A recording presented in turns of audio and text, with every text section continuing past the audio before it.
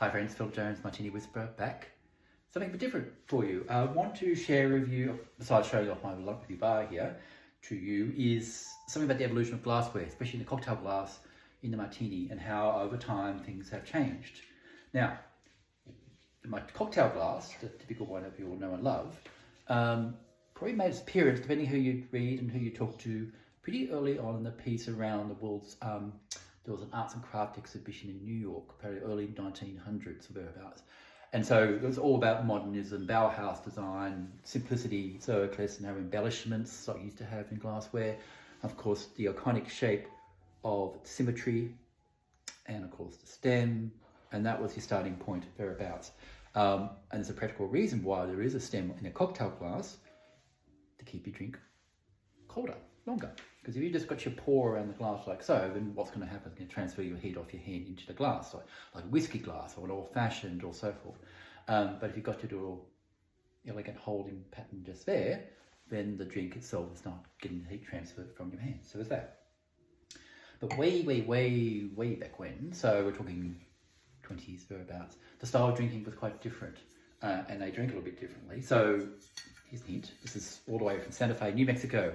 Friends, if you're watching, love you to death. I was given this when I visited there many moons ago, and lugged around America and back home ever since, but I love it. And it's an old cocktail jug.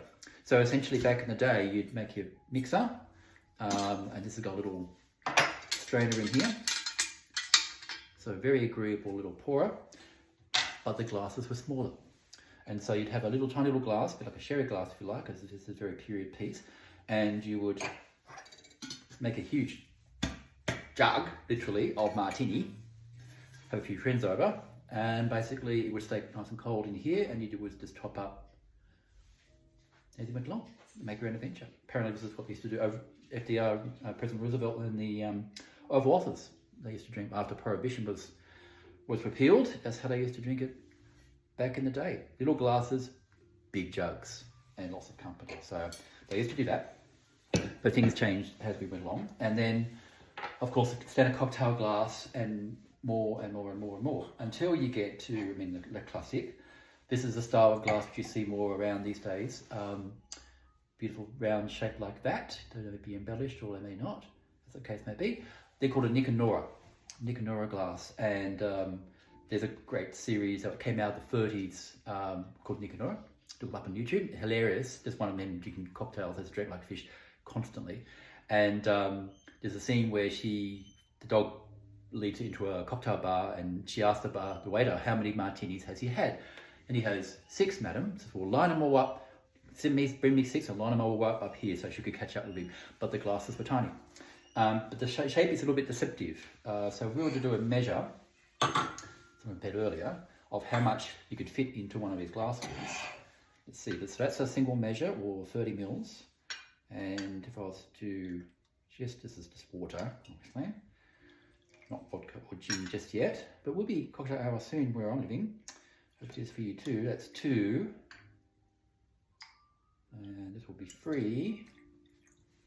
And I reckon 4. So 4 measures, 4 ounces, or 120 mils. You could probably squeeze a fifth in there. So you can actually get a fair bit in a very small glass. And the great advantage is they don't take a lot of room up. So there's that. But then when we move into the 50s and 60s in particular, the glasses got bigger and bigger. I do have these fabulous set here. That's one of my favorites. Each one's a different color. There's pink and there's rose and lovely like that. So that's a period piece from the 60s. But they also got bigger and bigger because why not? And so you end up, by way of comparison, with these big bad boys. So that's, again, I've got dozens of these all different colors. Good old fish shopping. That's a regular glass like so.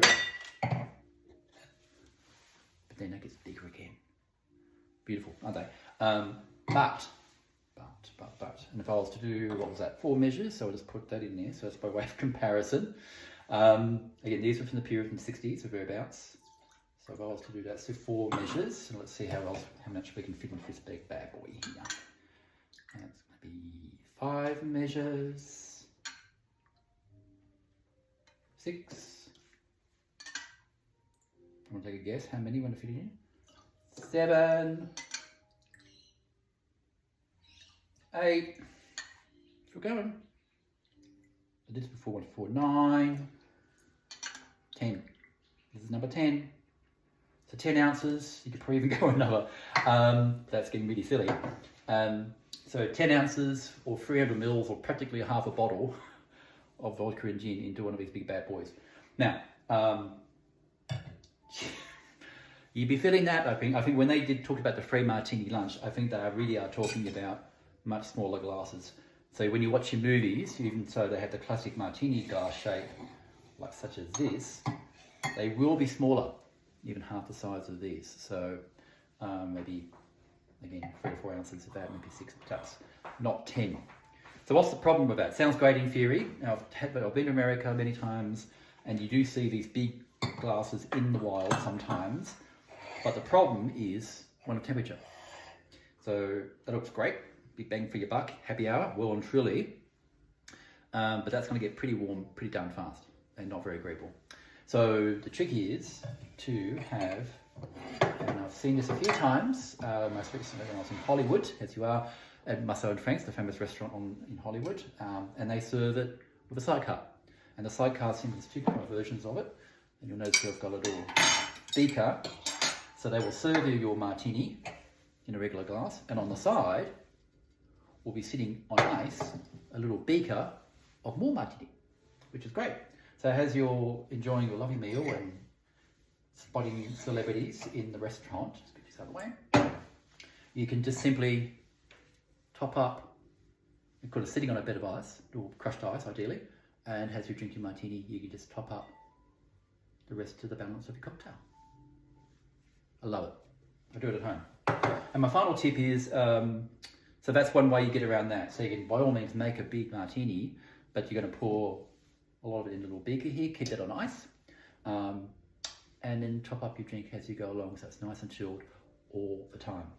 And my final pro tip would be to, when you're making your cocktail, keep it in the freezer at least, or at least the fridge, so that I've got a couple sitting there waiting for me right now, so when it's time for me to make my cocktail, and this is a key thing, the sequence is a bit reversed, but you normally see in a bar, often they'll take the chilled glass out, they'll make the cocktail, then they'll do a garnish, then they'll pour it in, whatever. I wish to the glass is getting warmer over time, depending on the ambient temperature. So I reverse it.